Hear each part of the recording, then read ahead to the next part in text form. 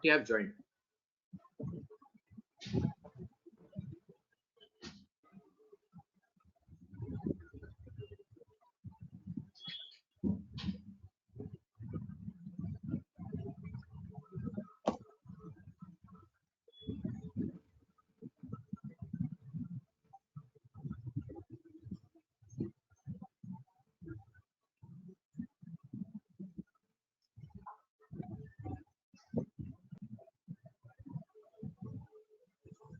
So have you visited Nasik? I have visited Nasik when I was in Bombay. Okay. I have visited a couple of times. I also You mentioned I have one of my friends there who's running a restaurant, Nihal Wag. What name you said? Nihal Wag. He's also Nihal from Wag. Bombay. Okay. And of course, Ponte Shirdi as well. Okay. Next time, do drop into a college. Do give me a call. We will pick you up and we'll get you to the college. Sure. Thanks. Let us see when situations improve for us to travel. Surely.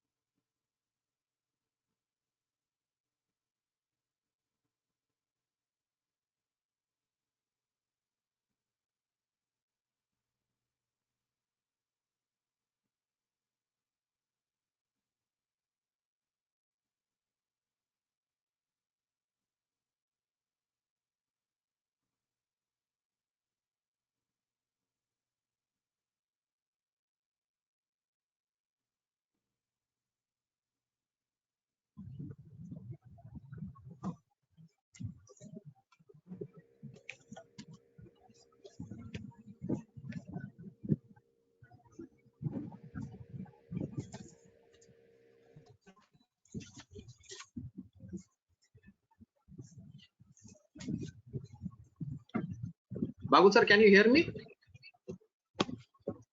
You have to unmute yourself.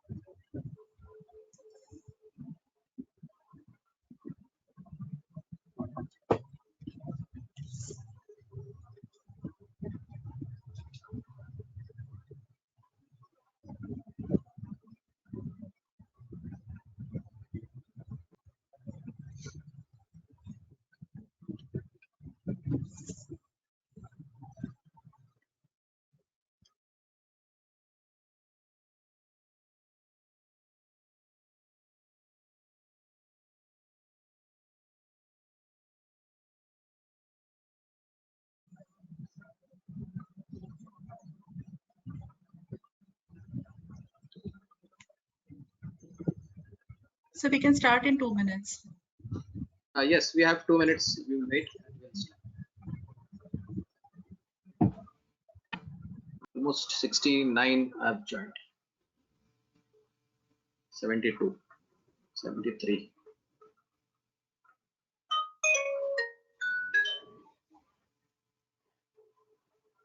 Yes, ma'am.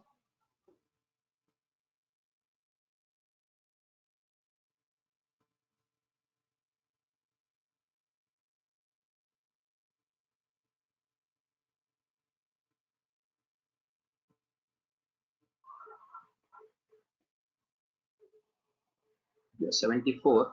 So within 1 minute we'll start. Here also it's been raining the whole night. Luckily in Nasik we are not having rains today. Otherwise yesterday and before we were having full rains. Oh,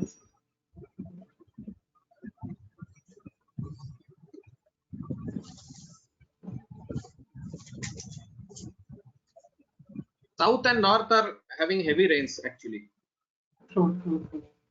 Some part of Maharashtra like Mumbai and Marathwada Mhm. side they are having rains. Okay.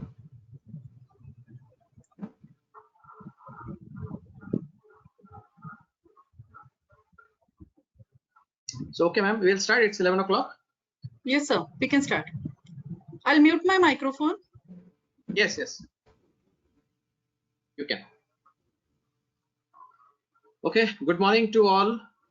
On behalf of Mahatma Gandhi Vidya Mandir's Samashri Prashantata Hire, College of Hotel Management and Catering Technology, Nasik, I, Dr. Jaideep Hire, welcome Ganapati Raghubalan.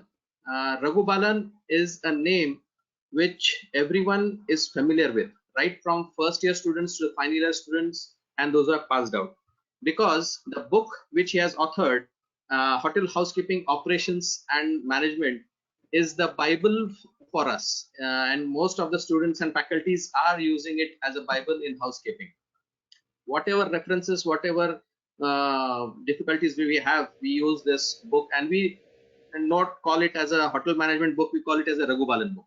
So whenever we ask for a book, we say, "Are go get Raghubalan." So initially, that is what we actually describe your book, sir. So giving a brief introduction about Raghubalan sir, he is having a vast experience of 30 years in hospitality industry, including in hotel operations, academics and training, consulting, international recruitments and human resource. He is a graduate of hotel management from Mumbai and has done his master's in tourism management from Madurai Kamaraj University. As I have said, he has co-authored the book Hotel Housekeeping Operations and Management, which all of us use. And the main author is his better half, Smriti Raghubalan ma'am. The book is a Bible for all of us. He is a consultant for various hotels and restaurants. He is also a certified soft skill trainer from NABET, that is the National Accreditation Board for Education and Training, and SQA, that is the Scottish Quality Association. He is a certified image consultant from ICBI, and he has conducted various seminars, webinars, and is on a panel member at various conclaves. He is also the auditor for operational processes in the hotel industry. He has a wide experience of human resource and training manager. He was at Applebee's restaurant, the world's largest casual dine chain at Abu Dhabi, UAE. He was at La Brioche, a French bakery cafe chain in Abu Dhabi. He was at Citymax Hotels in India. He was with Novotel and HICC, that is Hyderabad International Convention Center, Hyderabad, and CGH Earth, formerly the Casino Group of Hotels, Kochi. He was a chairman of Board of Studies and Board of Examination for Hotel Management at Karnataka University, Dharwad. He has also been a principal at PES Institute of Hotel Management, now is the university in Bangalore, and was principal at R.N. Shetty College of Hotel Management, Hubli, Karnataka. He was also a lecturer at KKRM Woodlands College of Hotel Management, Bangalore, and Christ College, now Christ University in Bangalore. He also managed F&B operations at Central Park Hotel, a Welcome Group Referral Hotel, Bangalore, and Quality Restaurants in Bangalore. A wide experience and a wide knowledge, which is having 30 years of his contribution to the hospitality industry. We are lucky to have you, sir, and I am really Sorry, actually, I would say I forced you to take this webinar, and I was behind you since 1 month. Sir, at least conduct one webinar, and you have agreed to it. I really say thank you from bottom of my heart. And without wasting much of the time, I pass on the screen to you to share the knowledge and the topic what you have chosen about the entrepreneurship after the hospitality education. Over to you, sir. Thanks a lot, Dr. Jite. In fact, the apology should be from my side because I was unable to revert earlier. We were supposed to do the session much earlier. Anyway, good morning, everybody. It's a lovely morning here in Bangalore. I'm not very sure how the respective mornings in different cities are at the moment, but I guess Maharashtra and Bangalore at the moment have a similar weather. So, diving into the topic, we are talking about entrepreneurship after hospitality education. Now, before getting into that, we all know that the whole industry is seeing total turnaround. The whole world is under unsurety and uncertainty, and especially hotel management students, from your perspectives, you probably would be having more uncertainty because you're undergoing a course for which they're saying the industry is badly affected. Okay, so one of the things I can assure you is things are going to be different. How different? In what way it's going to be different? Believe me, nobody knows. You may hear a lot of talks about things opening up within the next 3 months, 6 months. But believe me, it could be opening earlier, it could be opening later. Nobody has any idea. The only thing for sure is things are definitely not going to be the same.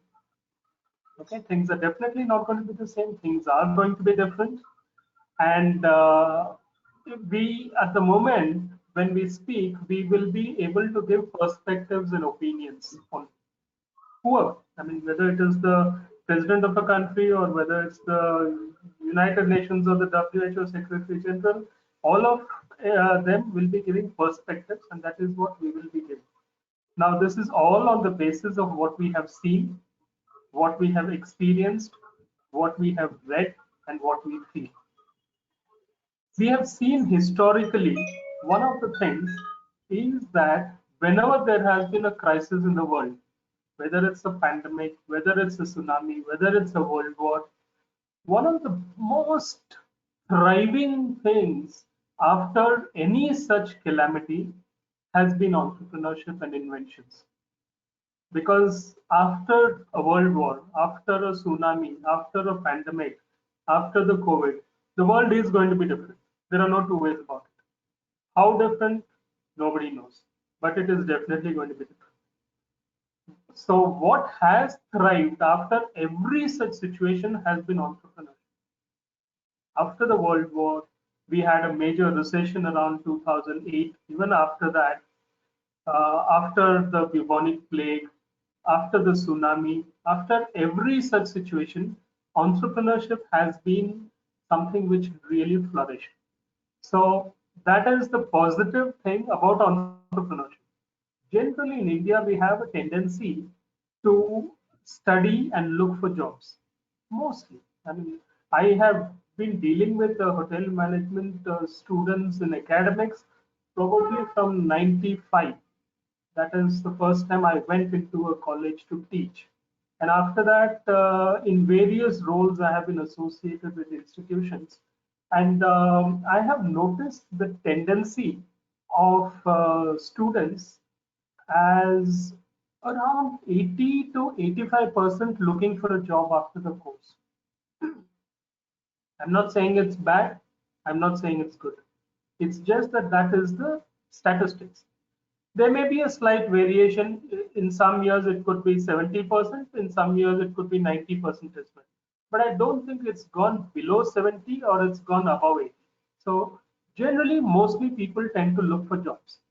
In fact, in my particular batch, when we passed out in 1990 from IHM Bombay, there was only 2 people out of 120 students in our batch who actually, after the course, took up entrepreneurship and business. And that too, one of them took it up because his dad was already into the restaurant business.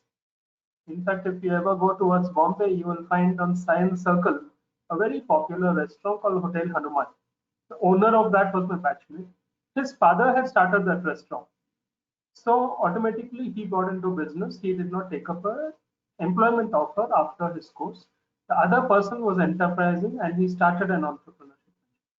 2 out of 120 in 1990. The numbers have changed. There are slightly more numbers, but the fact is there is a certain amount of inability to take the risk of getting into entrepreneurship normally. It has also been seen that the present generation is more dynamic, braver, willing to take risks, and starting businesses. So that's a good sign. And this particular scenario now, in the last 4 months, what has transformed is this is one of the most ideal situations to get into entrepreneurship. Okay, so what is entrepreneurship and what does it take to be an entrepreneur? In case you have already been toying with those ideas, we will talk about that a little more. I have a small presentation. In fact, when we studied, entrepreneurship was not even a subject. And now I know that most of the universities, in fact, there's Tata Institute of Social Sciences where I have been involved in the syllabus setting for the subject of entrepreneurship as well. And that is the reason I volunteered to handle this particular topic with you all. Now, we'll go first try to understand what is entrepreneurship, because generally people misunderstand entrepreneurship as just being a businessman. But there is a slight marked difference, even though there may be an overlap. So let us go into the presentation. I will be mixing a little bit of presentation and I'll be talking to you. So we'll go to the presentation while I continue talking.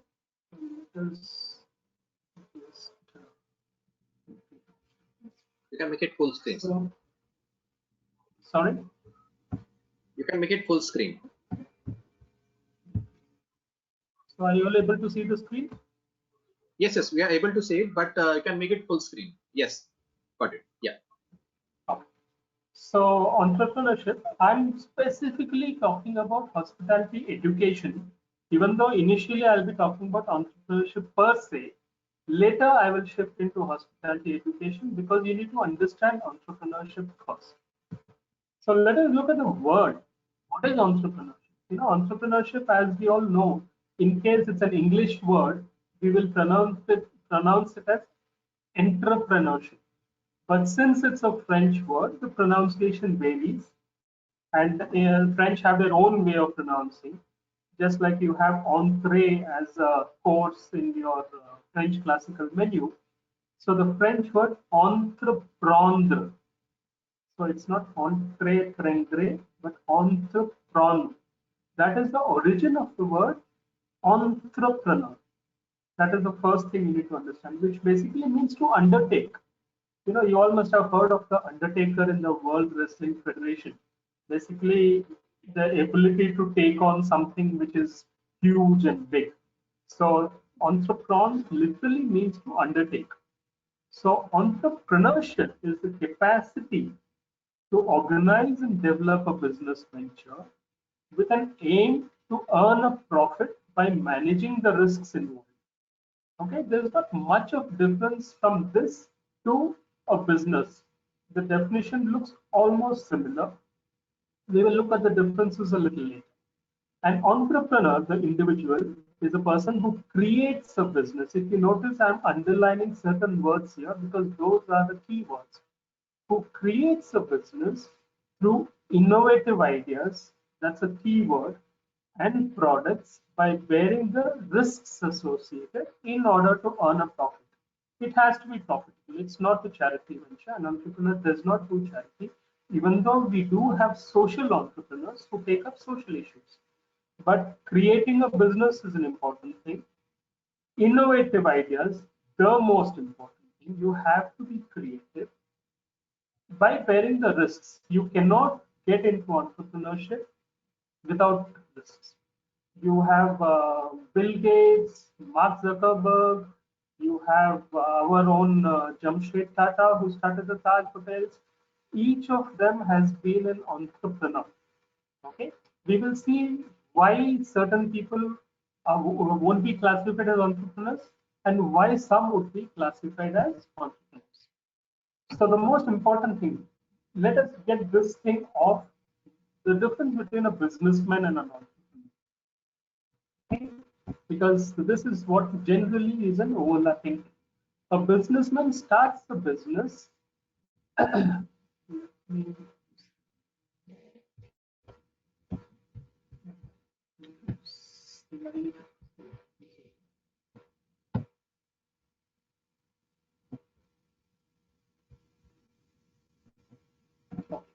A businessman starts a business with the same old business idea. Now, you all know there's a restaurant which is running and it is very successful. Let's say somebody sells vada pav or an idli dosa, which is extremely popular.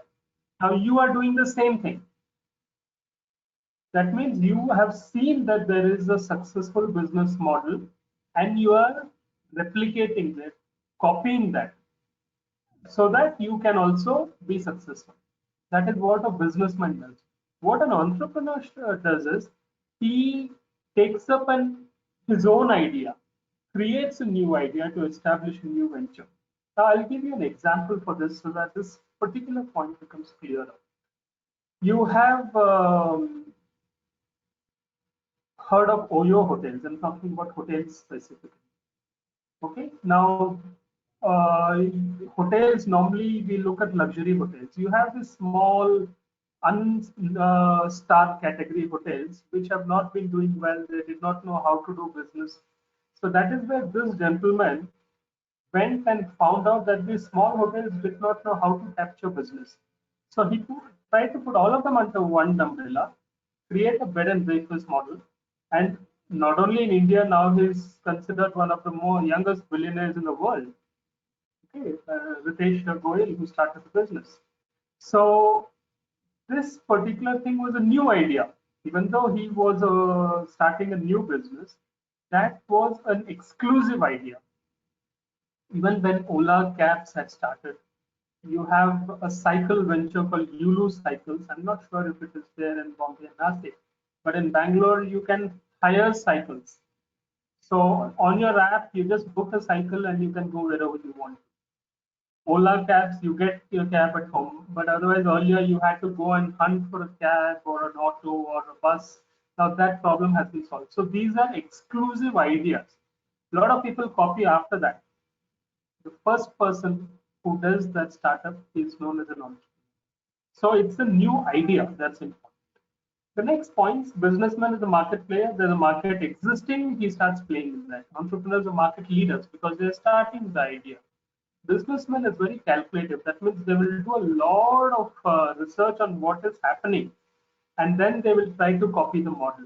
Entrepreneur works from the heart, very intuitive. I feel that this is going to be successful. It's not necessary that it will be, but they work on intuition. Okay, my gut feel is that if we open a restaurant here, if we open a hotel here, or if we start this cab venture, or if we start this online method, it will be successful. It's all on intuition. A businessman makes his place in the market. Okay, there is an existing market, so the businessman takes his place in the market. An entrepreneur creates a market. Businessman less risk because it's already an established model. You're just copying what is already been successful. Higher risk in an entrepreneurship, definitely, because it's a new venture, a new idea. People may accept it, people may reject. Businessmen, ideas are traditional and ordinary. Entrepreneurship ideas are very unconventional, something which has not been tried. I'll give you certain examples of this when we go further. Businessman is very profit focused as the primary thing. An entrepreneur has more values instilled in the company. He will be looking at employee satisfaction, customer should be happy, public should be happy, they should not be affected. You know, all these environmental friendly practices in hotels, those would be more of entrepreneurial ventures. Whereas the businessman is only bothered about, I need to get this kind of money. I'm not saying an entrepreneur does not look at profit, but that is not his sole and primary criteria.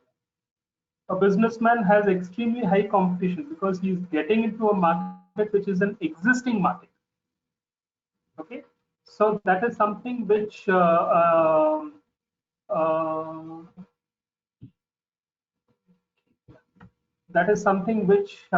the entrepreneur does not have, because he has gotten into a market where there is literally no competition.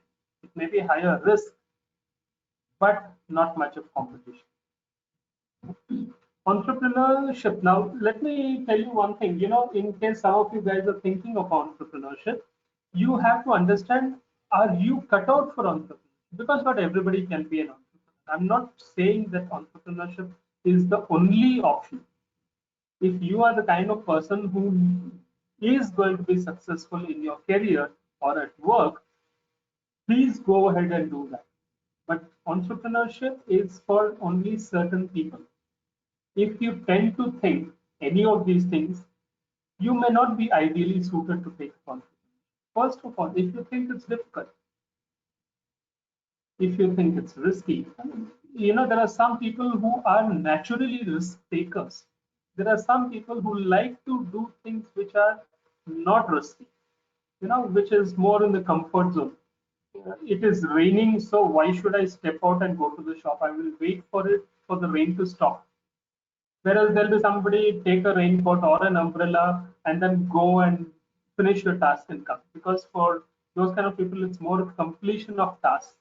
Whereas for some people, it may be like they would be more patient, they would be more complacent, they would prefer to wait and watch and act. Entrepreneurs are normally not. Entrepreneurs are the kind of people who like risks. There are some people, for example, you see this people who do parasailing, para jumping, bungee jumping. All these are people who get that adrenaline rush when they do those things. There are some people who will say, मैं पागल हूँ क्या ऊपर से जाके कूदूंगा. So those kind of people who feel it is too risky may not really be entrepreneurship material. So this slide is probably going to help you to understand: am I the kind of person who can be a good entrepreneur? If you think that I'm going to have sleepless nights, hotels and restaurants, mostly hotels operate 24 hours, work on weekends, restaurants have break shifts if it's a lunch and dinner, you're more busy on Saturdays and Sundays. So many people don't go into restaurant and hotel business because they say, I won't get my vacations.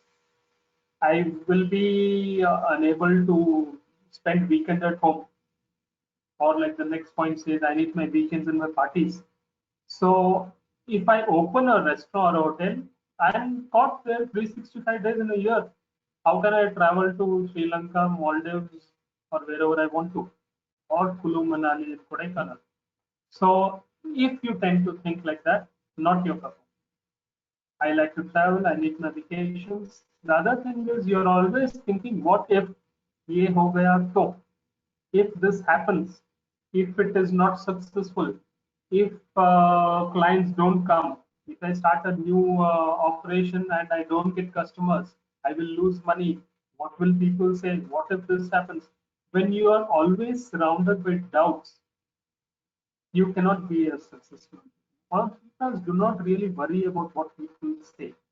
I told you earlier, intuition. So you feel like, then you do. That is the kind of attitude an entrepreneur has. Now, what are the kind of avenues of self-improvement? I'm going through these slides and then we'll chat.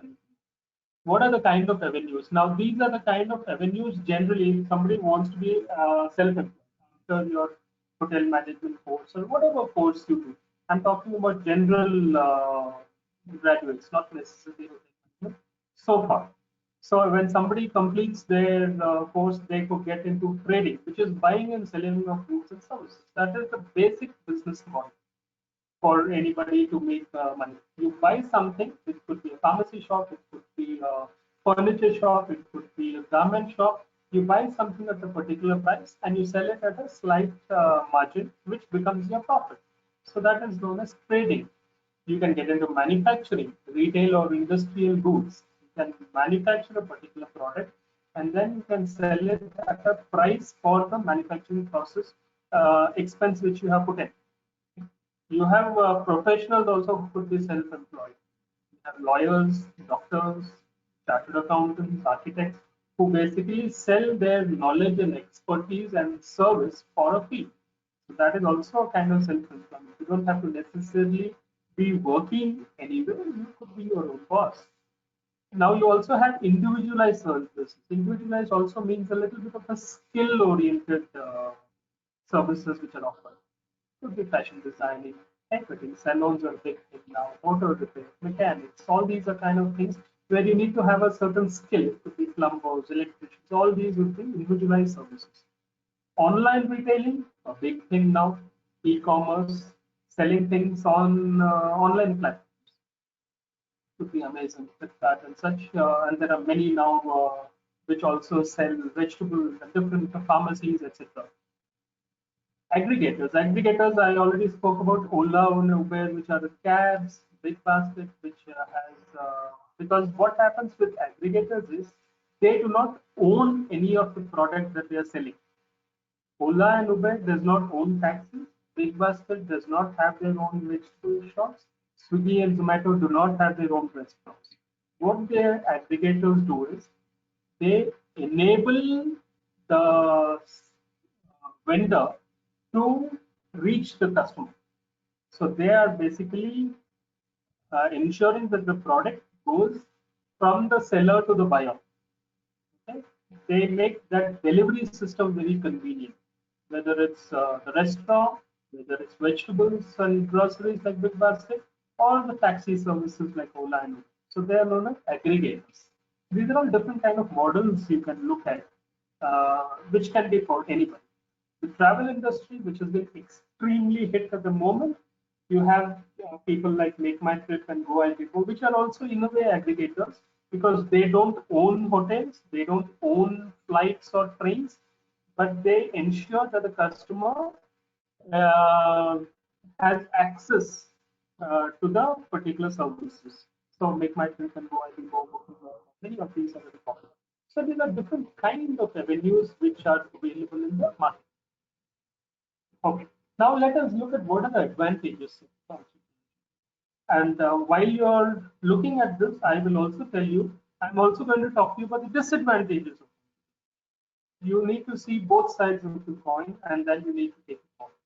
So there are lots of advantages and lots of disadvantages, but I have tried to take just a few of them, which are the primary advantages and primary disadvantages. And I'd also like to tell you at this stage, whenever you take any decision in life, whether it's about your career, whether it is your job, whether it is your shift of job, or whether it's your entrepreneurship venture, or it could be your future decisions about your family, etc. Whenever you are going to take any decision, always weigh the pros and cons. That will help you in arriving at a more logical conclusion. So similarly, advantages and disadvantages. So one major advantage is you have greater freedom. Now, greater freedom is a difficult thing to explain because some people may feel that a job has greater freedom because you are working for 10, 12 hours, whereas when you have your own business, you're working 24 hours. But greater freedom in the sense you have the freedom to implement ideas. That is what we are referring to. It's not just about time.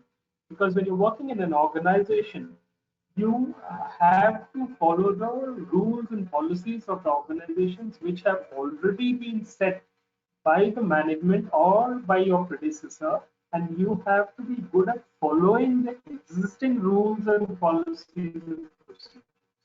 Now, that is what is expected in an organization. You cannot carve your own path. Mostly, there may be certain flexibility to a certain extent, but mostly you have to fall in line with the brand standards, as it's called. Whereas when you're creating your own venture, you have the freedom to implement your own ideas. That is what greater freedom refers to. Flexibility. Now you have a certain amount of flexibility. You want to expand, you don't want to expand. how you want to run the business, what timings you want to operate it, everything is in your hands. So you have the kind of flexibility. If you work in a hotel or a restaurant, which you have a particular shift which is allotted to you, you do not have flexibility. You will have to follow the system for the entire team so that everything is well coordinated. So here you have that kind of flexibility. Allows you to set your own earnings. When you join an organization at the time of interview or at the time of promotion, you are told what salary you're going to get. And that remains probably for the next 1 year until the next appraisal increment is announced, and that is not in your hands. Your efficiency and your work definitely is in your hands, but how it is going to be recognized is in the hands of the decision makers in the organization. This is a place where you can set your own earnings. Now, it's very easy to say because generally, okay, you will say I need so much a month. It means that to get that kind of money, what kind of hard work is going to be put is it also in your hands. So you will decide how much you want to work and how much you want to earn. So if you're willing to work harder, you can get more earnings. If you feel that I do not want to get into that kind of earnings, I'm happy with this, that is in your hands. So you can set your own earnings, the business model, the kind of work, kind of time you want to devote, the kind of expansion that you're planning, everything is in your hands. So this allows you to set your own earnings. And there is no limit, unlike an organization. An organization will say that for this particular position, this is the maximum salary you can get because this is the market value. Whereas here, you don't have anything called a market value. You can decide whether you want to run a restaurant which makes 10,000 a month, or 1 lakh a month, or 10 lakhs a month, or 50 lakhs a month. That is up to you. Now, that is the kind of freedom to set your own earnings you have in an entrepreneur. Promotes creativity and innovation. You can decide what you want to do. You have a hotel. Now, see, right now with the COVID situation, I know of one of the hotel general managers I was talking to in Kolkata. Now, since the room occupancy has been very low, the owner has decided to have food counters and food stalls at the hotel where they actually sell their products because it's close to the airport. So the transit customers, they are being given food parcels, and it's a luxury hotel. So these are the kind of flexibility the owner has, and you can become innovative depending on the circumstances and situation. So these are some of the advantages. There are lots more, but I won't get into the rest at the moment. Disadvantages. This is important to understand. You have inconsistent earnings. One of the things when you are a salaried person is you have a monthly fixed salary, okay, which comes at the end of the month. It may not increase, but you do have a consistent earning which you get. In an entrepreneurship, it's not like that. You have to be constantly working on it, and then you will, depending on the amount of work you put in, the earnings will be more or less.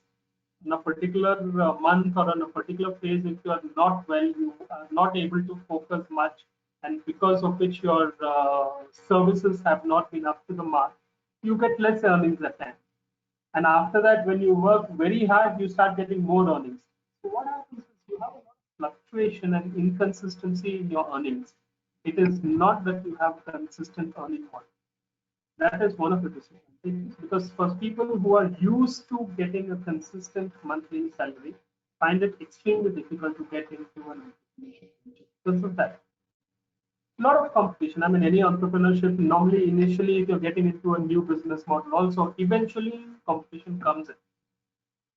Like even when Ola started, probably 5 years, but you have a lot of other smaller players in the market who get in, and some of them could get bigger than you as well. Competition will always be. Customers' needs keep changing. Now you all know, I mean, how the customers' needs in hotels have changed at the moment. When the September 11 bomb twin tower attack happened in the US, immediately after that, all the hotels worldwide started doing a vehicle check at the entrance of the hotel, the gates. So that was a need to create customer satisfaction, so that the customer has confidence in that hotel. Now, with the COVID situation, a lot of new rules are coming for the hotels. So these are also customer needs. So if you go to a hotel or a shop or a restaurant and you find that at the entrance you're not getting a sanitizer, you will immediately walk out, because that has become a necessity now. So the customer needs keep changing over a period of time. So what will happen in a hotel or any kind of service venture you get into, you will have to constantly adapt to what the customer's needs are. That is extremely important. If you're not able to adapt, you perish. That is one of the disadvantages of entrepreneurs. You all know what happened to typewriters industry after the computers came, or what happened to the old cameras which everybody used to carry after the mobile cameras came in. There are a lot of industries which have completely shut down. In fact, even the Xeroxing industry, now you can scan on your phone. You can do so many things on your phone that many industries have actually collapsed. Landline phones have become near extinct.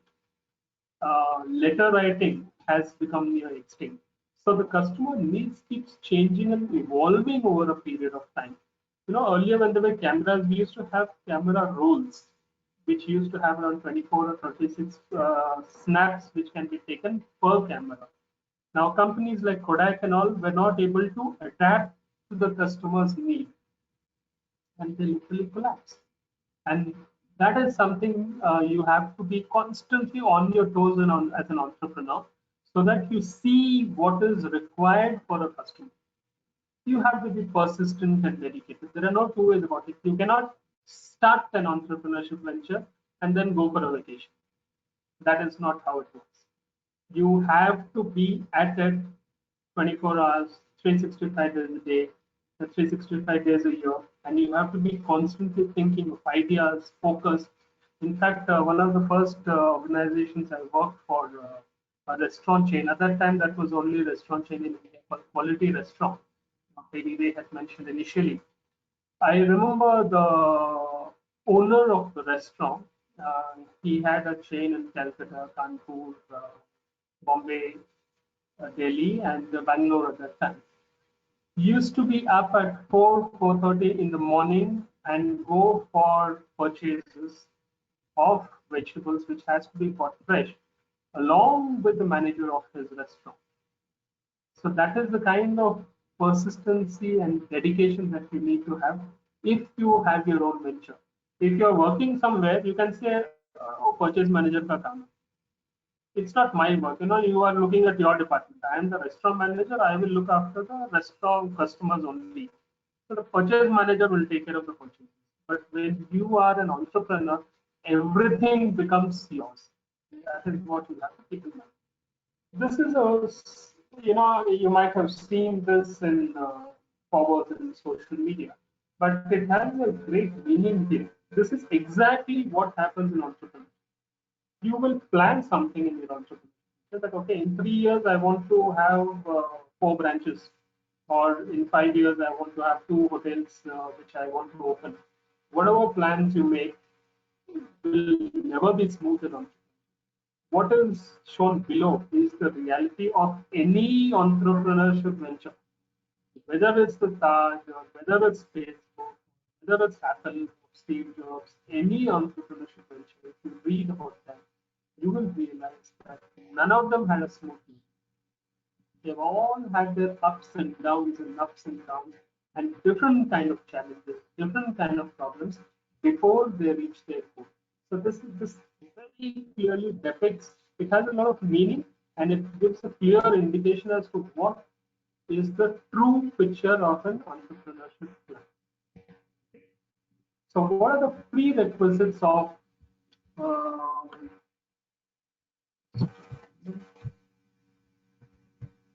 what are the prerequisites of an entrepreneur? Now, let us look at what are the most important points. I've tried to restrict it to very, very few points.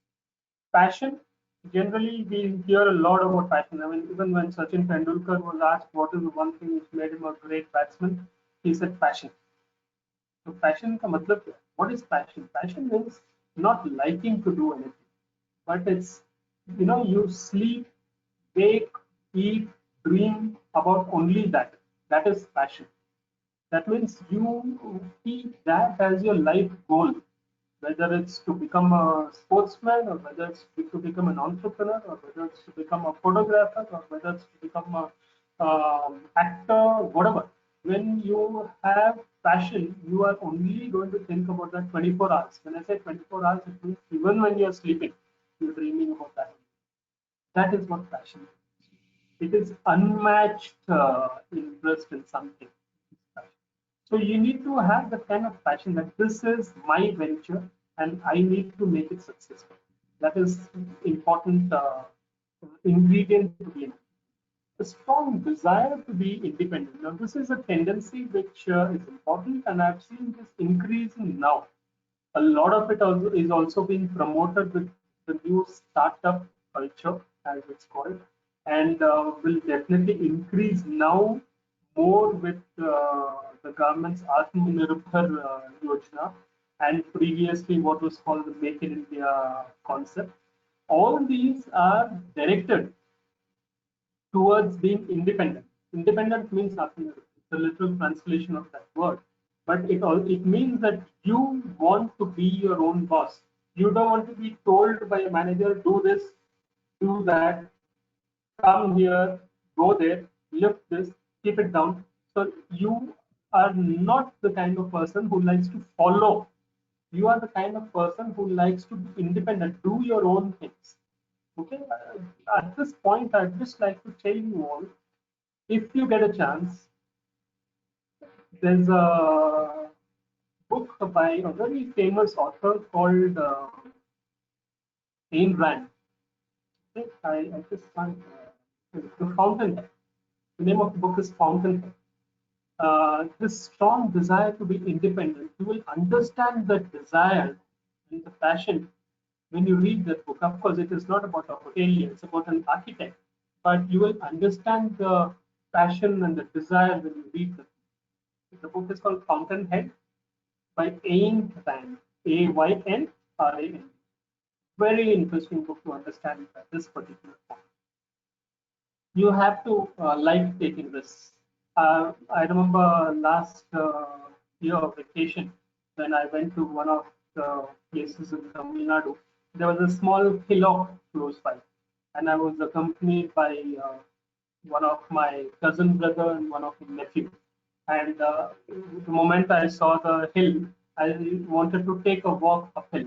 So immediately my cousin said, "I am not coming. I may get tired halfway, then I will have to rest there. You guys will continue walking. So I am not coming. If you want, you guys." So mentally, you are not ready to take a risk.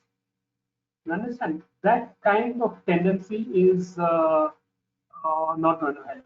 You have to like taking risks. It has to be a habit. Then you will be ideally suited to be. You have to be self-motivated. You have a lot of motivational classes. I want motivation from outside. I'm very different. I want somebody to motivate me. People are always looking, even on social media and Facebook and all. If you see, a lot of people keep saying, this thing was very motivating. They see something to get motivated. There is something called self-motivation. Self-motivation means motivation comes from within, and that is considered the best kind of motivation. The moment you are looking externally from motivation, it's not a good sign. You have to have motivation within you. That is self-motivation. For being a successful entrepreneur, you cannot be looking, okay, I want to look at that entrepreneurship, this entrepreneur, and then I'll get motivation from him, and then I'll be an entrepreneur. No, it doesn't happen. Motivation has to be from within. When it is from within, it is sustainable motivation. Otherwise, when you get motivation from external factors, it will be like that graph where you go up, get motivated. The moment that external factor goes away, your motivation will go down. So you have to focus on self motivation as your primary source of energy to be. result oriented. When you take up tasks, you have to see to completion, even small tasks. It can be completing an assignment, completing a project. You should not get sleep till you complete the task. Now that is an important quality because as an entrepreneur, you can't start something and leave it halfway. You understand? So you will have to be result oriented. You have to like achieving results.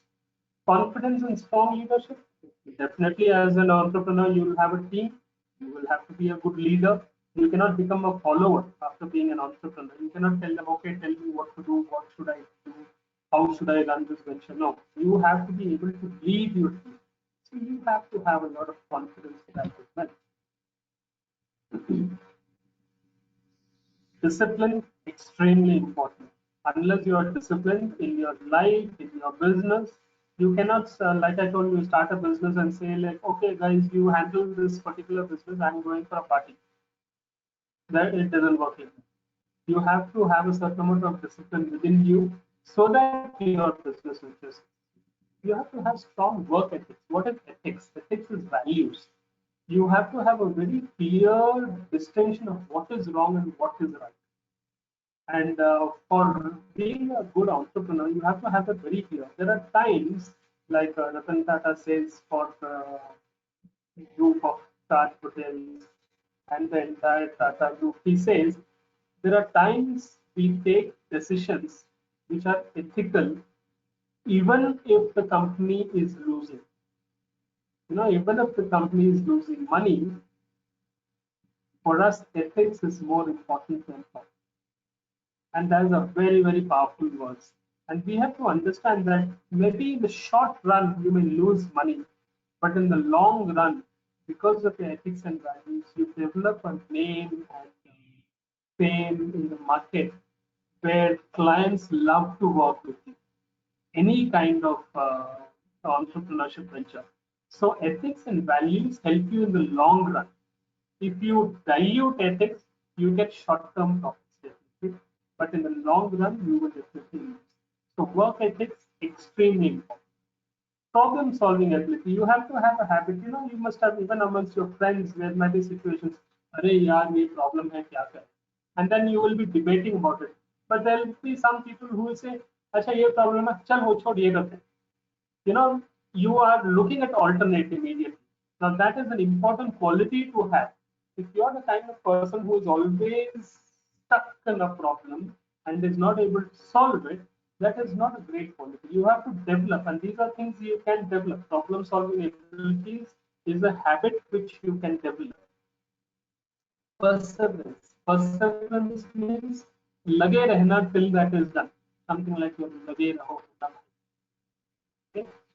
Perseverance is not giving up on something, because you all know people say that when you try again till you succeed. It's the same thing. Perseverance is not giving up.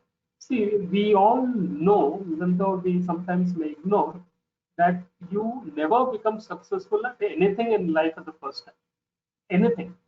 It could be public speaking, it could be cycling, it could be swimming, it could be even walking when you're a small baby. You don't suddenly start walking. No, when you're a small baby, you fall many times. When you start cycling, you fall many times. When you start swimming, you drown many times. So you have to keep trying. If you fall once and then you give up, you will never learn. So that is an important thing which you will have to translate into every act in your entrepreneurship.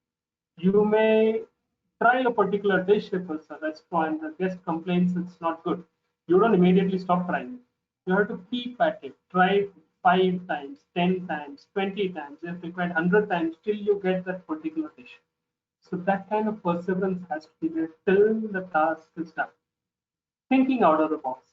All these concepts which I told you, whether it was Facebook or Apple or Ola or Yulu or Make My Trip, Go Happy Go, all these were concepts where people thought out of the box. But thinking out of the box means you have a regular way of doing a particular task.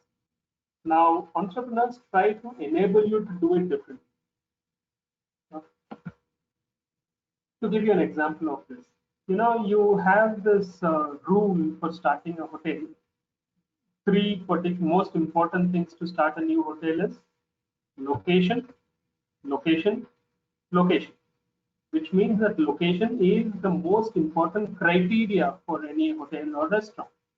We all know that, and I think from day one of this course and the industry, we are always told that location is extremely important. There was a chain I used to work for, which is a very popular chain, especially in the European market, called CGHO, the Casino Group of Hotels, which opened a property which had no road access to the property. You can't even take a road to reach the property. You have to take a boat and you have to go by a water canal to reach the property.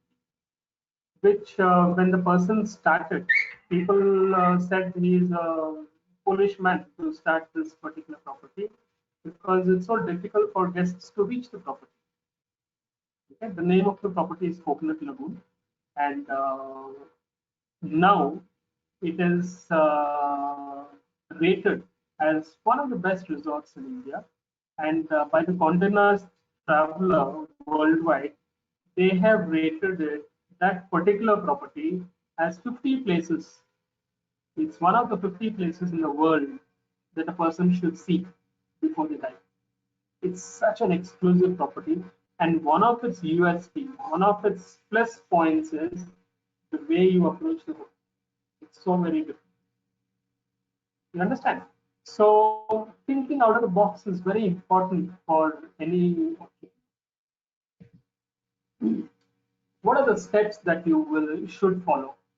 There are a lot of steps, but I'm just going to give you brief points so that you understand the step-by-step. You need to have a business plan. Unless you have a plan, you cannot. Even if it's a small shop, a small restaurant, a small business venture, or a huge business venture, business plan is very important. You cannot just say, okay, I want to start a business. Chalo, main yahan ye business shuru karta hu. It doesn't happen like that. You have to have a business plan. How much money I need, by when I'm going to recover, by when I'm going to clear my loans, all that has to be on paper. थोड़ा आगे पीछे हो जाएगा. I mean, something like Corona happens and your business plan will go for a 6. Perfectly fine. But you should never start without a business plan. You will have to go into the strategy, licensing, the legal laws, according to the land where you are in, the state you are in, the country you are in. You will have to look at these things in any part of the world. Then you go into the marketing plan. How am I going to get my business? The financial plans. How do I get my loans? Where do I get the best deals? You have to know your target clientele. Who are going to be my customers? What age group? What profession? What gender? What nationality? What kind of customers am I going to get? You have to do all this research before you start your venture. You will have to work on your monthly and daily expenses. Now, here I'm mentioning just like you plan your daily and monthly expenses, because that is how you run a business. Each of you at the moment is actually doing an entrepreneurship activity on a daily basis.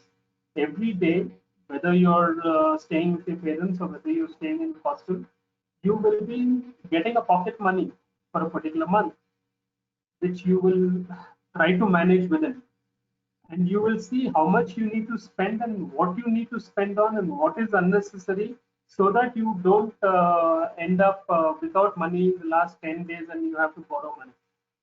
So how well you manage that is very important. This activity is going to be the foundation for your business or your career in the future as well, because even when you start working, you will have to manage finances. Financial management is an extremely important activity, which I feel all of you should follow. You have to have a vision. Just like you have a business plan, you have to know where exactly you're going if you start a particular business. What exactly I want to do in 3 years, what I want to do in 5 years, what I want to do in 10 years. Vision, it's part of your business plan. You need to be very clear about what you want to do. In the next 3 years, how many staff will I have? What kind of turnover I'm going to have? What kind of market I'm going to get? All these things you should put on paper. When I say vision, this vision is not only dekhna. This vision is what you are putting on paper. That is an extremely important activity for any entrepreneur. irrelevant of the business. And you have to have a goal. When you have shooting practice, you have all those targets, all those circles, and you have something called a bullseye, which is the center of the target. Only when you have the target in front of you, you will know where to shoot. If the target is not there and somebody tells you shoot, you will be shooting blindly and wildly. You have no idea where to shoot. You will shoot in any direction. So the target is the only one which will help your vision get direction. So you have to have a goal. If it is a restaurant, okay, I need to, when in the first 3 months, I will make, let us say, 15,000 per day. After 3 months to 6 months, I will make 20,000 per day. By the next year, I want to make 45 to 50,000. You have to have the specific targets written down so that you know which direction you are going and you can achieve your goals. The three most important assets, a lot of things, and here by assets, I'm not talking about physical assets, which you always have to preserve in an organization. Money. I already spoke to you about financial management. You cannot waste money. You have to utilize it. Know-how here refers to knowledge. You have certain knowledge. You should understand that knowledge, technical abilities is also an asset. So if you have a chef who is extremely good at a particular cuisine, that particular knowledge, he knows how to make the best biryani in town. Now that is your knowledge. That is your asset, which you have to preserve. If he leaves, your business goes for a loss. So you have to retain that kind of asset. People are very important in any people's industry. For us, hotel hospitality industry, people are the primary assets which we'll have to retain. If you don't have the right people, you don't have the customers getting happy. And the most important thing below I have written, it's not part of the assets. It says every crisis is an opportunity. Now we all know that the entire world is in a crisis. This particular crisis, there are two ways of looking at it. You can start crying that, yeah, the whole world is like this, it's a crisis, so I don't know what to do. I'm not able to go out. I don't know what will happen to my career. I don't know what will happen to my course. I don't know what will happen to my college. I don't know what will happen to the industry. I don't know what will happen to me. What is going to happen to my health? This is one way of looking. The other way of looking at it is, okay, now this is something which is not in our hands. Let me see how best I can utilize this time. Okay, it's whether it's online courses. Now maybe this is the best time for me to think of a new idea which I can implement utilizing my course. Maybe I can start online YouTube videos where I teach others about hotel management and cooking. You will be surprised to know that I attended a webinar last week on patience, conducted by a fifth standard boy. And I'm not exaggerating. It was a very well received session. It was basically conducted for engineering college students, BE and BCA, MCA students of a leading engineering college in Bangalore. The faculty had invited me also to attend. And the boy was a 12-year-old boy. And he conducted it beautifully. In his own kiddish way, he was explaining the importance of patience. So the kind of things that are opening up now, I'm sure this would not have happened if the COVID situation had not come. So what I'm trying to say is, every crisis is an opportunity. There are things that you can do to convert your time productively and probably start earning before you complete the course as well. Because there are a lot of revenue channels online which is happening at the moment. If a fifth standard boy, and I'm not exaggerating, you can go online and check his name. His name is Arnay Agarwal. He's a friend's son actually, who has been doing these programs extremely well received. So if a fifth standard boy can do it, can't hotel management graduates do something probably better? Connected to your line. So these are the kind of things. That is why I say every crisis is an opportunity. These are just some examples of companies which have been successful in entrepreneurial ventures. The Tatas, from the first hotel in Bombay to Taj Mahal, Mumbai. Jio, of course, the second generation, because Dhirubhai Ambani was the person who started the Reliance Industries, uh, now taken over by his sons. So Jio has come out with this such radically cutthroat market activities, where they gave Jio initially free for almost a year and captured the entire market. Those are, it's a risk. You understand? This is what I'm saying. An entrepreneur has to take a risk. It could have just flopped. He was able to cut the market because of that particular thing. Facebook, one of the most popular social media channels in the world now.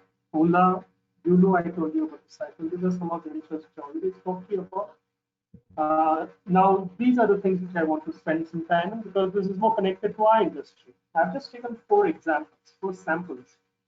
Airbnb, if you all must have heard about it. As a company, Airbnb does not own a single hotel room also. Forget a hotel, not own a room. But Airbnb as a company has properties and rooms in the entire world. Of course, their business is also affected now because of COVID, and they are also trying to revamp the business model. But that was such a successful business model. It was started by 2 college students who, when they were studying in the US, were looking for a room to stay. And they realized that this was a market. If every student wants a room to stay when he goes to stay in a city, so why can't we arrange a system where whenever any student goes to a new city, initially it was the students, and they just want a bed and breakfast. They're not going to stay in the room the whole day. They will be studying, they will be going for their internship, wherever. They just need a place to sleep and probably have breakfast. So a bed and breakfast model. They could stay with somebody for all. They could stay in a room. They could stay in with a family which has a guest house lying empty, which also works out good for the family because they get some additional revenue. It works out good for the students. Now that small thought which came about by 2 hostelites is what started this company called Airbnb, which is now worldwide and is also considered a threat for most of the hotels worldwide because a lot of people who used to stay in hotels prefer Airbnb now. That idea was an entrepreneurship. Jumbo King. I mean, vada pav is something so common in Bombay and the rest of Maharashtra as well. But to start a vada pav chain, that was radical thing. That is called thinking out of the box. Who would have thought something like a common vada pav? When I used to study in Bombay Teaching College, a vada pav used to cost 1 rupee, and that used to be a staple diet. And I'm not very sure how much it is now, whatever. But it's such a delicious dish. Nobody ever thought of, they always thought of it as a cheap, poor man's food. But converting this into a chain, almost like McDonald's, is a radical thing. In fact, the owner is also one of my junior from the other technical. But extremely nice concept, which they have. I think now they have almost all over the comic. That is another good one. Oyo rooms, something like Airbnb. The Oyo rooms is connected with all small lodges, and Airbnb also goes into house rooms, whereas Oyo rooms is only concentrating on the smaller hotels and lodges, and they put the tag of Oyo and they maintain their standards, and that has become such a popular thing worldwide. Started in India and now it's all over the world. CGH Earth Experience. This is the property which I had mentioned, the Coconut Lagoon, the 50 best places in the world that you should see before you die.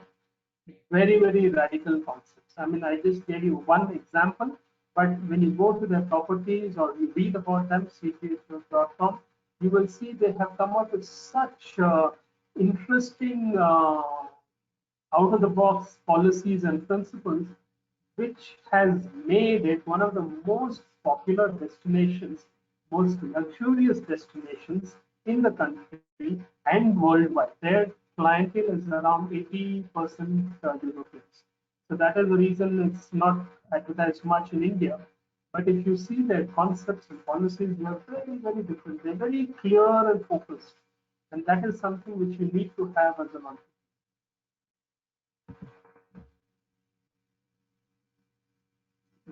Okay, now we'll get on to our hotelier.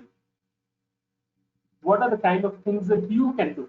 Now, you all must have heard of cloud kitchen. For those of you who have not, I'll just give you a slight brief about it. Cloud kitchen is the in thing now because restaurants are hit very bad.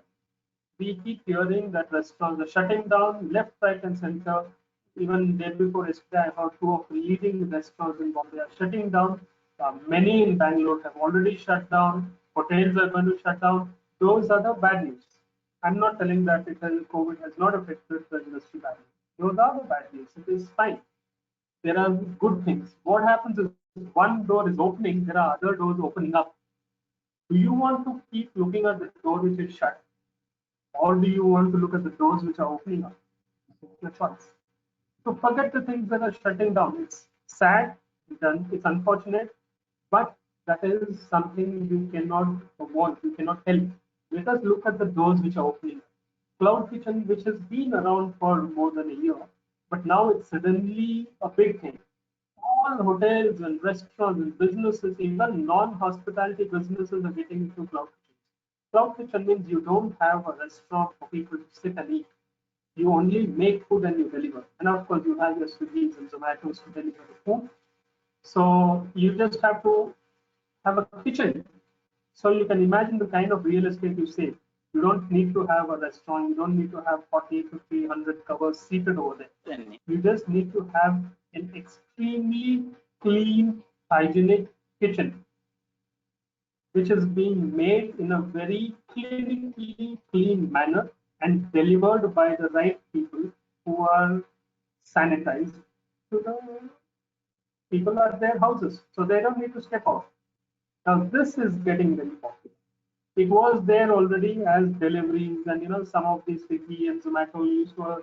In fact, in the last few years, I also know that many restaurants were already shifting to cloud kitchen model gradually. But now it is happening at a faster pace because restaurants cannot survive if people are not going to come and sit there to eat.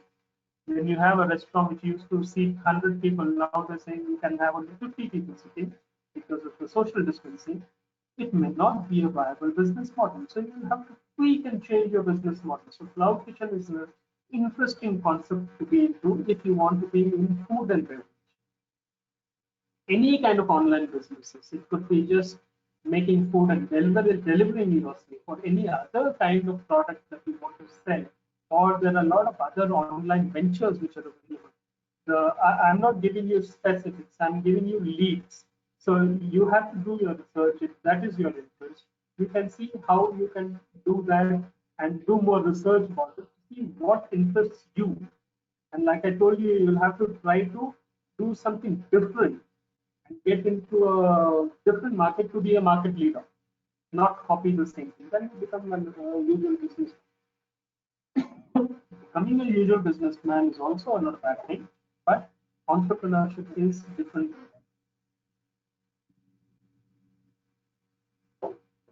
Bakeries and patisseries are becoming extremely popular. Bakeries and patisseries initially it used to be popular in Europe. French, Italians, and Germans. They were the three countries who used to uh, have bread as their staple diet, and they used to be the best at making cake. These three countries normally always debate as to who is the founder of breads. But anyway, that is irrelevant for us. But baking is becoming an extremely popular entrepreneurship venture. And now more so because normally bakeries need not have seats. People just come, pick up, and go. And if you have the skill, if you have inclination, you can think of that and probably club that with the online business, club that with the cloud kitchen. You can look at various different kind of options. So you will have to do a brainstorming on the basis of your interest. Facility management. For those who are interested in housekeeping, housekeeping is going to be one of the most sought after departments in the hotel industry now. I'm not saying that because I've authored a book on housekeeping, But I'm saying that because now, unlike earlier, cleaning and being hygienic is the most important aspect for any hotel. So housekeeping is no longer a back area department. It's going to become the most important department, probably more important than F&B and the kitchen as well. Earlier, the chefs were considered the most important. I think that scene might slightly change. But facility management as an entrepreneurship venture, which means that you don't need to be working for a hotel. You can be giving facility management services because nowadays you have all offices which look like five-star hotels. IT company or whether it's a telecom company or whether it's a call center or a BPO, everybody needs facility management services. So you could be offering that or taking up a facility management services as an entrepreneur. Laundry services, getting extremely popular, high class laundry, good standards, and especially now after COVID, people would hesitate to give their clothes to any Tom, Dick, and Harry for laundry. They would prefer to give it to somebody who has better standards. Health-based food products is becoming extremely common now. Health is probably, I mean, sometime back it was the fastest growing industry, and I think it still is, except for gymnasiums, which are hit very, very badly, like the hotel industry, because you will find a lot of gyms shutting down. I think Gold Gym is already shutting down quite a few times in India because you have a lot of physical contact with equipment and people will be sweating, so there are greater chances of virus spreading. So that is the reason gyms are affected with health. People now work out at home, people do aerobics at home, people want to become vegans, people want to eat healthy, more of salads and soups. So health-based food products, I personally feel that that is going to be a big thing. This is a very, very personal observation, even though health foods has been around for some time. But suddenly, people who have never ever worried about their health are now getting worried because of COVID. People have started walking, people started eating healthy, people are having more of hot water with pepper and ginger and those kind of things. So people are getting more cautious.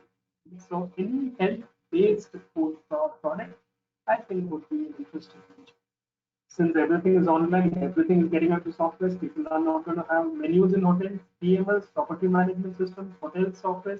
Every operational aspect is going to get into software. They started with micros and Fidelio and some of the things were there. But now I think everything from operating a lift to uh, checking the guests at the entrance to the registrations. I think minimum paperwork will be there and more software. So if you have an inclination towards technology, hotel software is great. Few quotes that I want to share with you. I am sure you all know Steve Jobs, who's no more, the founder of Apple, Apple phones and Apple Inc. He said, I'm convinced that about half of what separates successful entrepreneurs from the non-successful ones is pure perseverance. I spoke of perseverance. And there are a lot of reports about how hardworking he was and how much he used to push his staff as well because he himself used to work so hard. And that is the reason Apple is what it is now, a brand which is incomparable. So that was Steve Jobs. This is Lori Greiner. She is another very famous entrepreneur from the US. She's also innovator and television presenter. She said entrepreneurship is the way we take control of our lives in tough economy.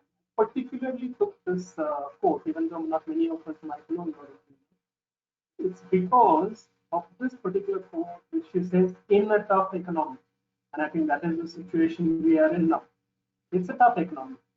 The best way to take control of our lives instead of sitting in when will COVID go, when will things improve, when will I get better jobs, instead of that, you take control and you decide what should be done. Like I know a friend who has a garment business, and initially for the first month, March, April, they were very worried. What will we do? What will we do when all our suppliers will cancel their orders? What will we do? But then in the third month, they decided we are going to take control and do something. They started manufacturing masks almost around the clock, and they are selling like hotcakes. I think they got orders all over the country because they are selling at reasonable prices. They're producing good quality masks. You will have to see what is the demand at the moment in the market and then take control. So every door opening, you get an opportunity. I'm sure you all know Richard Branson, the founder and owner of the Virgin Atlantic Airlines. He says, do not be embarrassed by your failures. Learn from them and start again. I told you, I mean, you have to fall to learn to walk. You have to fall from the cycle to learn to cycle. It's important to fail. Failure, a success without failure is not a sustainable success. You have to fail. If you fail and succeed, that means you're on the right path. If you fail, you're on the right path. Okay, so look at that in a different perspective whenever you fail at anything you do. It could be the way you serve food, the way you make a dish, the way you make a bed. I'm talking about your hotel perspective, or anything in life. It could be an entrepreneurship venture also. If you fail and you wind up, that is incorrect. You have to remember when you fail, that means that you are on the right path. And now I've taken the initial steps to be successful. You are on the right path. This is another quote. Quote 19. This is a very interesting quote I want to share because this person, Dr. Stephanie Hazel's director of Cranfield School of Management in UK, is a specialist in entrepreneurship. Okay? He's a specialist in entrepreneurship studies. So she says COVID-19 brought businesses everywhere staggering to a halt.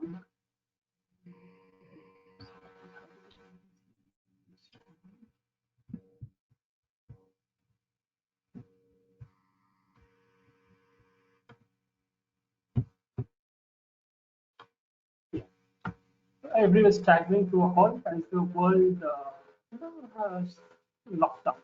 But the coronavirus pandemic could bring with it exciting opportunities for entrepreneurs. Now, this is a very, very valid and relevant to these times quote. It's not something which was said 5 years back, but this is something which has been said in the last 1 month. And this is a person who's a specialist in entrepreneurship studies, who says that this corona pandemic could bring with it exciting opportunities for entrepreneurs. Nobody will be able to say what kind of opportunities, but it is all about how entrepreneurs, how individuals start thinking, and that is what is the most important. So keep your mind open to opportunities, to ideas. You never know. One of you could be the big entrepreneur who is going to come out with a great idea after a year, after a few months, whenever the pandemic subsides. I won't say goes away because it might stay forever. But if it subsides and the world gets back to a better normal than what it is now, even if it's a new normal, we need entrepreneurs. Entrepreneurs are the people who are going to revive the country's economy, who are going to revive the employment scene. And it is important entrepreneurs are there. Everybody can't be entrepreneurs, but you need a few dynamic entrepreneurs because entrepreneurs are the only people who can change the economy of the country, not the finance minister.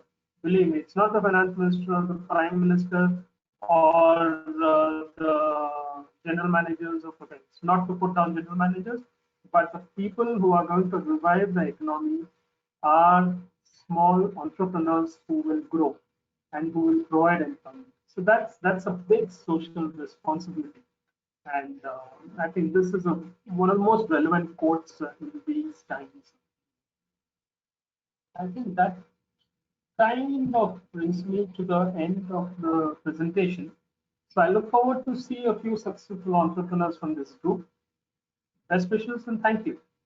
So I shall end my session here, and in case we have a few questions, I shall hand over to Dr. Vijay.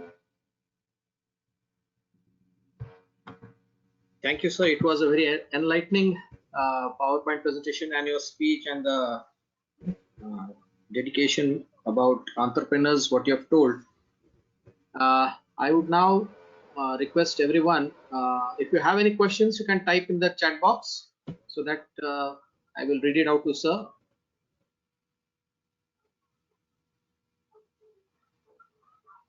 Or there is a question and answer tab also. You can type your questions there also.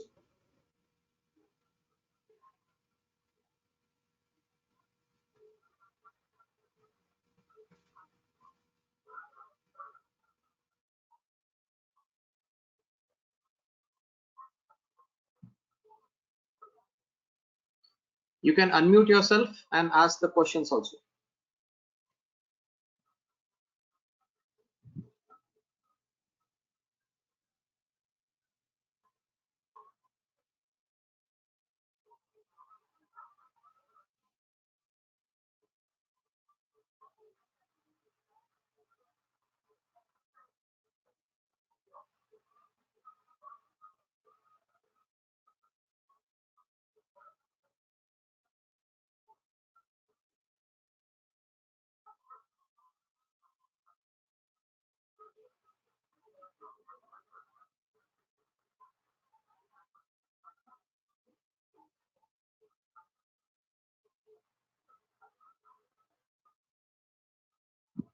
Okay.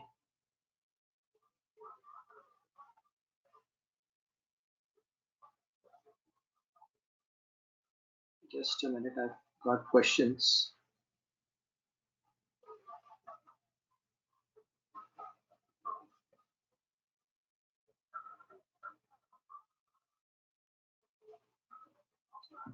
Raghubalan sir.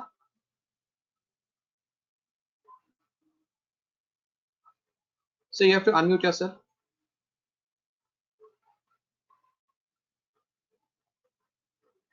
So can you hear me?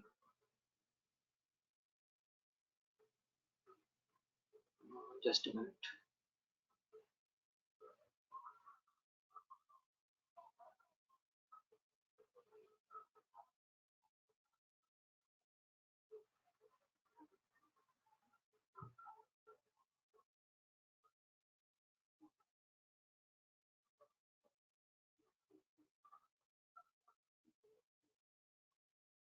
So can you hear me?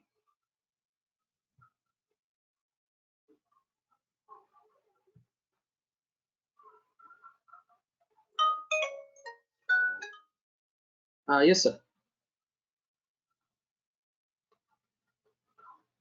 Just a minute. Just a minute. I was checking that only.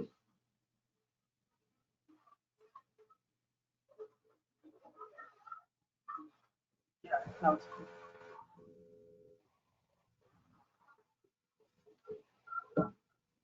Okay, so there's a question: is writing down goals in paper helps?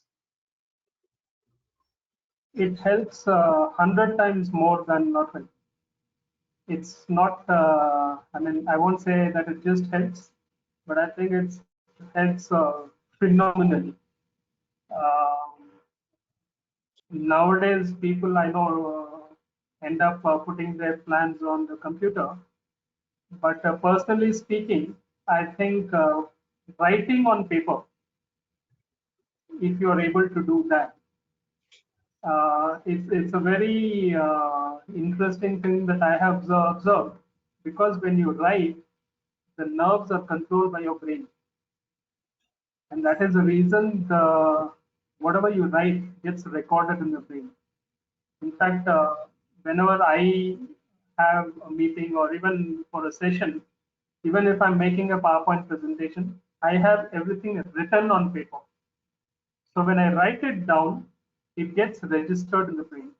You can see I actually have a piece of paper next to me with all the points written down. And I don't know, you may call it old-fashioned or whatever, but scientifically it has been proven that when you write, the thoughts get registered in your brain. And it's the same thing with goals. But I mean, the newer generation might prefer putting their goals on the computer or your laptop. That is also fine. The reason why you need to have it in print or written form or in your system is because you need to keep looking at those plans regularly. The moment you look at those plans, you know whether you're in the right direction, you're deviating, or you need to get back on track. So, putting it on paper, writing your goals, extremely important. You go to any organization, including the hotels where you go for your internship, when you go through the time office or the service entrance, as soon as you go inside, you'll find a vision, mission statement, etc. The reason that is there on print is because every employee should see that and read it on a daily basis. And as an entrepreneur, it's all the more important because it's your organization. So it helps you get a better direction if you are writing. Okay. So Pratik, you got your answer. From Animesh, it is, sir, the first thing that the hotelier should do, make his own hotel. Okay, I think he wants to ask that directly he should start his own hotel also.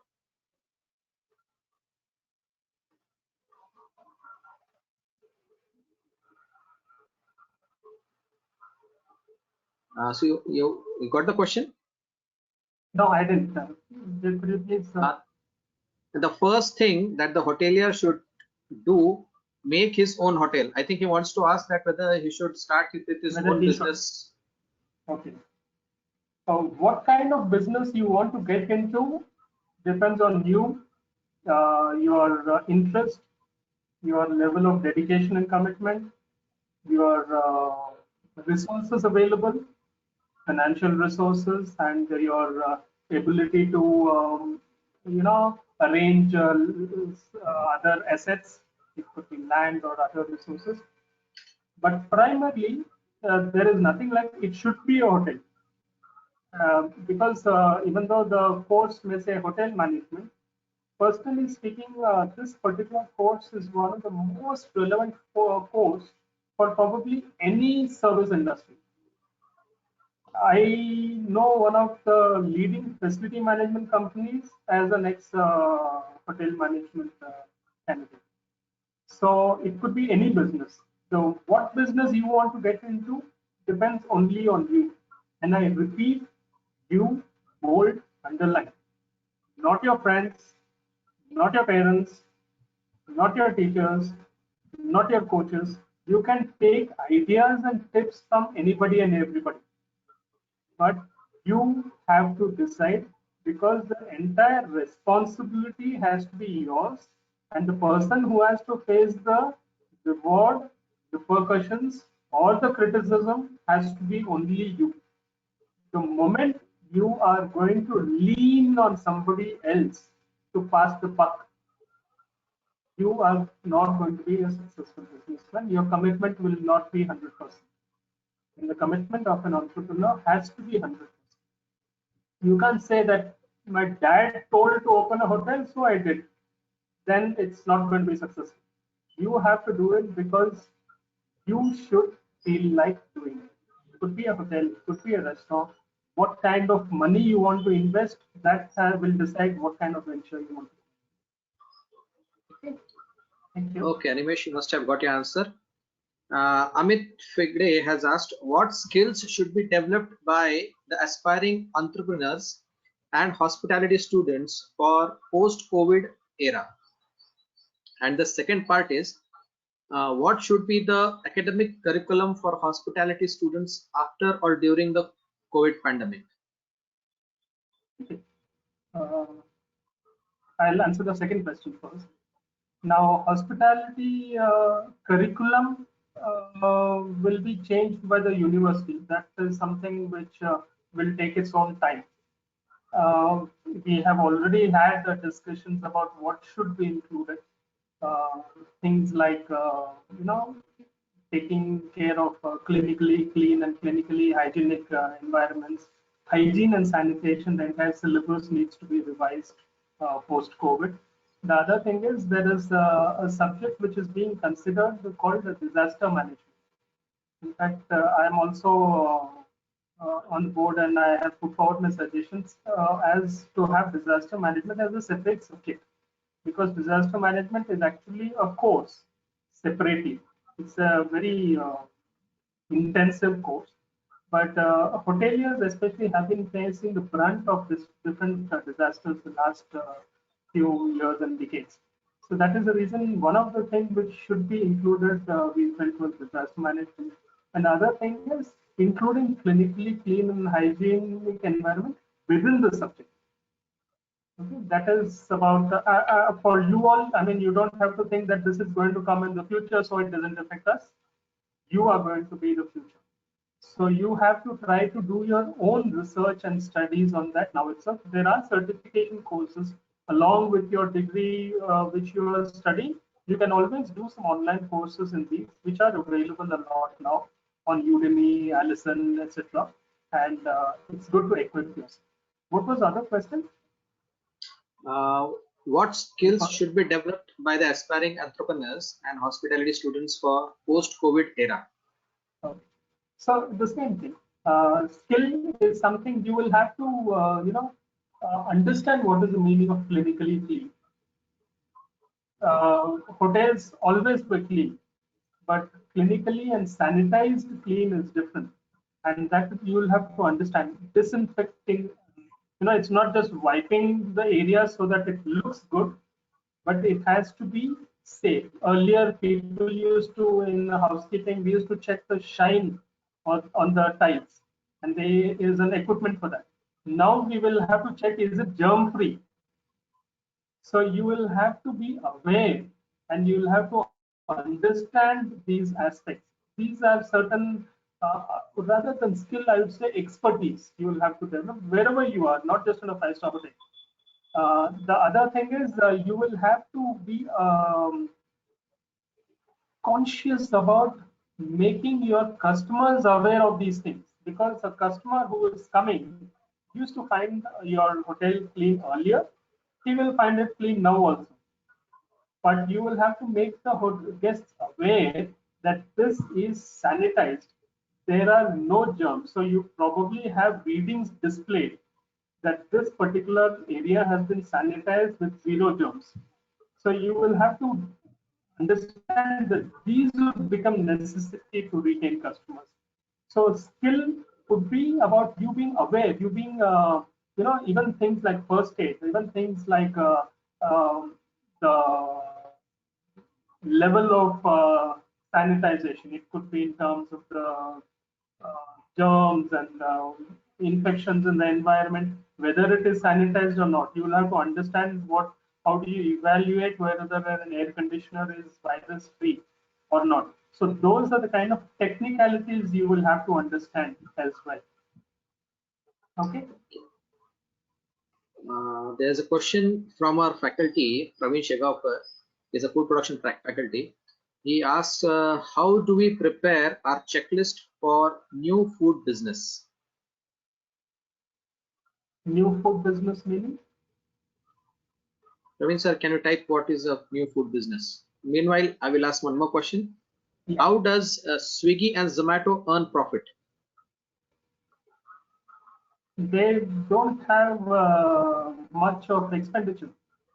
They don't make the food, they don't run the restaurant, they don't pay the real estate for the restaurant. They only are aggregators. Existing restaurant pays all the expenses for that food being made. They just take the food and deliver it. So they have very, very minimal expenses.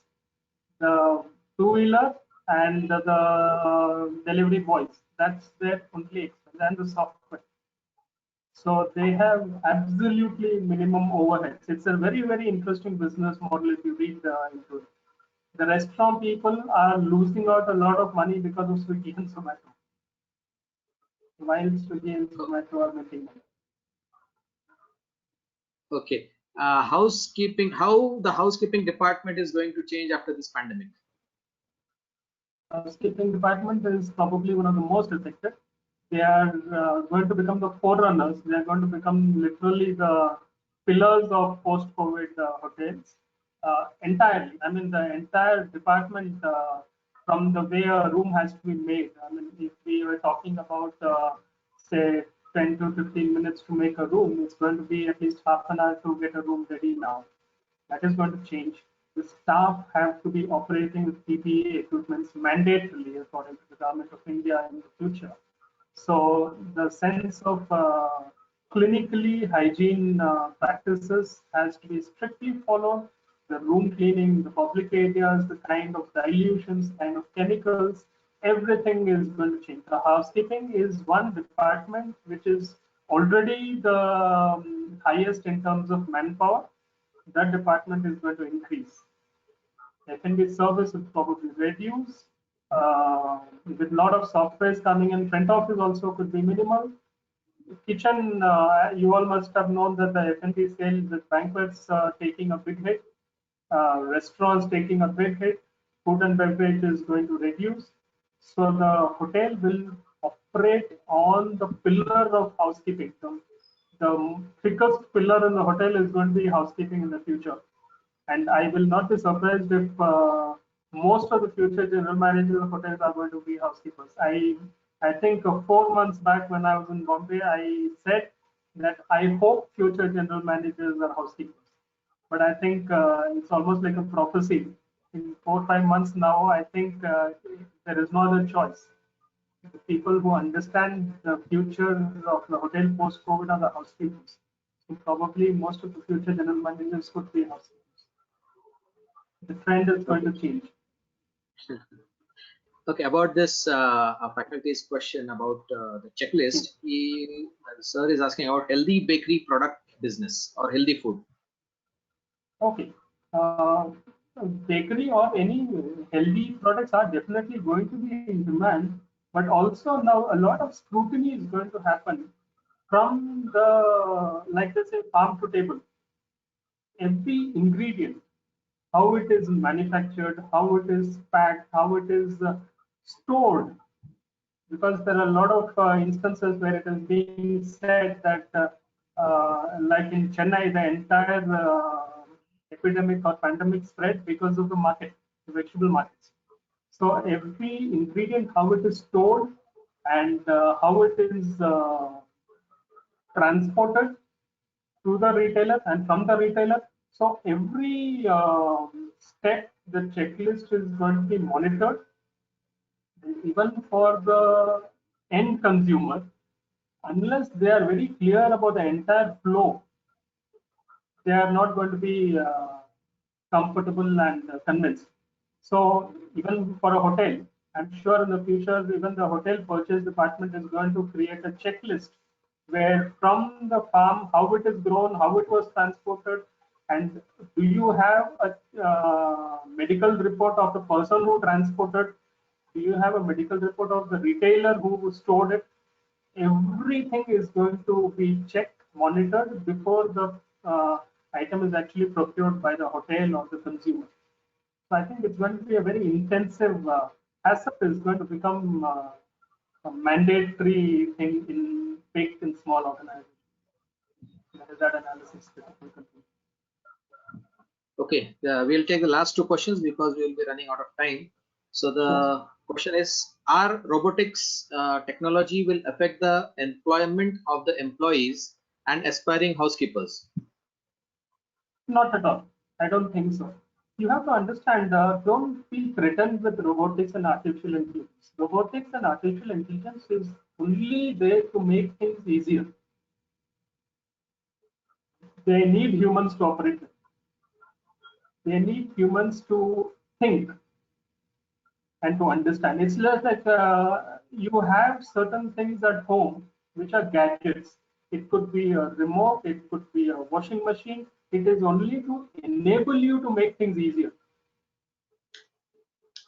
It is not to eliminate human beings from the workforce. In fact, there will be more workforce required because you will need to have people to handle them, monitor them, maintain them, service them, charge them. All that has to be done by human beings. So you will have to become more aware of technology to be employable. You cannot say that's going to come, so I'm going to be picked up. No, that's definitely not going to happen. Okay, Amit, you must have got your answer, so don't be afraid about your future jobs. He's aspiring housekeeper student, Okay. housekeeping student. That's why he's. more tensed about that. The last question is, what is the suitable period to start any venture or to think about any business? During our education or after that? The best time to start thinking about it is today, now, so that you are able to implement as soon as possible. There is nothing like a best time or the right time. You have to want to do it first. The moment you want to do it, you start thinking about it as soon as possible, immediately. You can always modify your plans, restructure your plans as you go towards the end of the course by the time you implement it. I know of hotel management students, including one of my batchmates, who I told you was one of the two people who started his entrepreneurship. He started doing catering food in the second year of his college while he was studying. So that's why I said now. If you want to do it, you don't have to wait for completion of the course. Also. Okay, it was a nice session. Anjali ma'am, Yes, sir. you can Yes, sir. carry on further with the vote of thanks and the brief about the session. Yes, sir. Sure, sir. Thank you. 2611 changed how we looked at hotel securities. It was majorly a hotel managers and security departments lookout. But COVID have changed and affected the entire hotel business, and it has brought it to a standstill. As it is rightly said that the necessity is the mother of invention, and every problem comes with multiple solutions. Thus, this COVID has come up with the multiple opportunities, entrepreneurship opportunities. It was our privilege to have Mr. Ganapati Raghubalan as a speaker today on entrepreneurship opportunities for hospitality students. So you have very wonderfully covered all the aspects, may it be the attributes, the attitude, the do's and don'ts, and the risk involves, and also the managerial qualities and ethics that one must have to be an entrepreneur. During and even post-COVID, industry will not open to its full capacity, and obviously the opportunities would be little limited, and this would be the right time for the hospitality students to get into the entrepreneurship or their own ventures or the business. So thank you very much for your enlightening session, and I'm very sure that the students will be inspired with your motivational words, and will look forward for the entrepreneurship opportunities in these areas. So thank you very much once again. And it was, again, I would mention that it was a privilege to have you with us. I have a small complaint that, due to your book, we all have become little lazy, and not only faculties, but also the students. They don't bother to look into other books and, do some research in housekeeping. So that's along with a big thank you for the book. I also have this complaint to you. Anyways, thank you very much for your enlightening words and being with us today. Thank you very much, sir. Thank you, ma'am. Thank you. Thank you, sir. Thank you, Anjali madam. Thank you, Raghubalan sir. And whenever you drop into Nasik or you're passing through Nasik towards Shirdi, just give me a call. We'll meet. Definitely, sir. Thanks a lot, Thank you, sir, sir. and all the best to all the students. Thank you, sir. Thank you. Yeah.